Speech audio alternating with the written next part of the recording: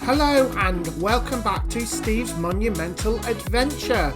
We are still on Series 3 and we are on episode 55, and this is our last stop in the Wirral, and we take a look at the amazing Port Sunlight Garden Village. It is amazing. So without further ado, let's get on with the video.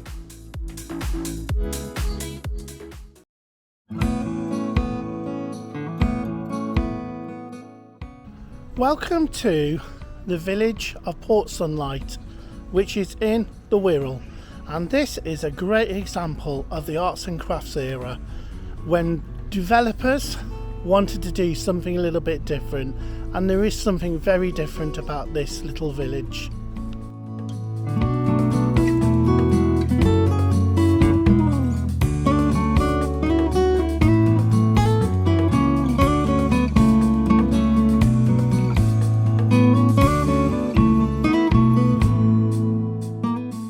In 1887, the Lever brothers started to look for a new location to expand its soap making operations. The current site in Warrington just wasn't big enough, and then the brothers purchased a 23-hectare site in Cheshire, which was mostly on marshy land. The site was to be called Port Sunlight, where William Lever built his own rather elaborate model village. It was called Port Sunlight after the brand of sunlight which Lever brothers manufactured. William Lever felt that good housing was important for his loyal workers, and in turn it would make them feel like they never wanted to leave the company. To create this new village, 30 architects were employed. Between 1899 and 1914, 800 new homes were being built. This was to house a population of 3,500 people. Each house was built with space in mind, and each property having its own grouping of open space. Each group of houses illustrated a different bygone style, such as Tudor, medieval, Queen Anne, with many English, Dutch and French influences.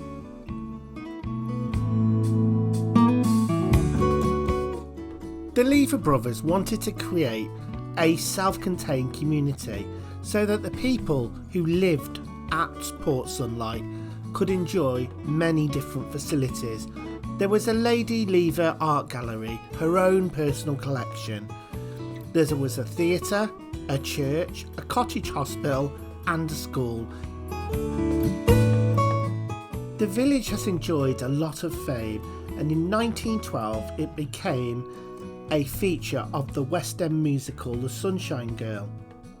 Also home to lots of different TV programmes such as Peaky Blinders and Chariots of Fire and Tolkien, to name a few. It was also the childhood home of Pete Burns from Dead or Alive. Port Sunlight's unique homes are mostly privately owned now, but the Unilever factory is still going strong and making products that we know and love.